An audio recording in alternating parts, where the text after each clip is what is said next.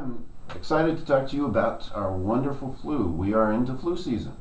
Now, for those of you who don't know, flu doesn't actually occur during the summer. The time that flu actually hits is between October and actually into March. February is actually the worst time for the flu, especially in the Indiana area. So you need to have your immune system up, ready to fight the flu off. The reason that they call it influenza is because every virus has to have a mode to actually enter. And it can, different types of viruses can enter through the skin, through the nasopharynx, through the digestive system. The flu actually comes in through the lungs. So it's a respiratory type of disease, and that's why they call it influenza. Coming from in the lungs is what that's actually coming from. There are actually three different types of influenza: influenza A, influenza B, and influenza C. Now, the one that is actually the biggest problems for Americans, for everyone actually, is the influenza A. There are different types of mechanisms that viruses try to escape our immune system. And the way that the influenza A actually tries to avoid our immune system is by genetic change. So when you actually have the flu from year to year, it's not the same flu. Therefore, it can actually bypass the body's immune system, because you have to have an exposure to a flu beforehand to be able to fight it.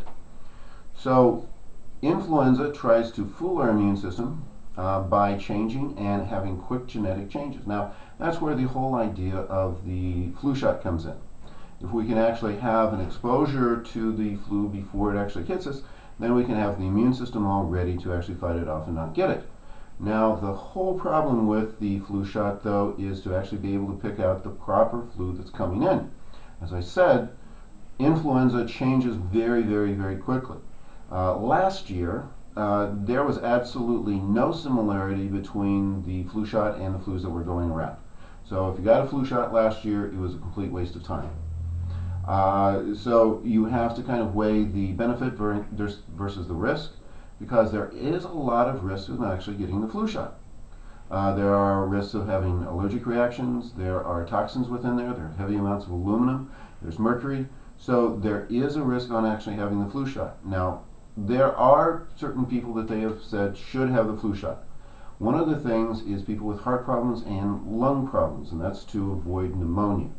Now, the basic thought on that and what they've actually purported is that the flu shot prevents about 40% of all the pneumonias, is what has been standard in the information out there. But recently, Lancet has actually done some adjusted types of figures and said, no, no, no. They actually found no difference, and I repeat that, between those who got the flu shot and those who didn't in the percentage of people who actually got the pneumonia. So if your doctor, who actually believes that he's trying to help you prevent getting the pneumonia, says that you should have the flu shot to prevent that, it is not true. It does not help in that situation, and that's another thing on not getting the flu shot. It is not a benefit for that.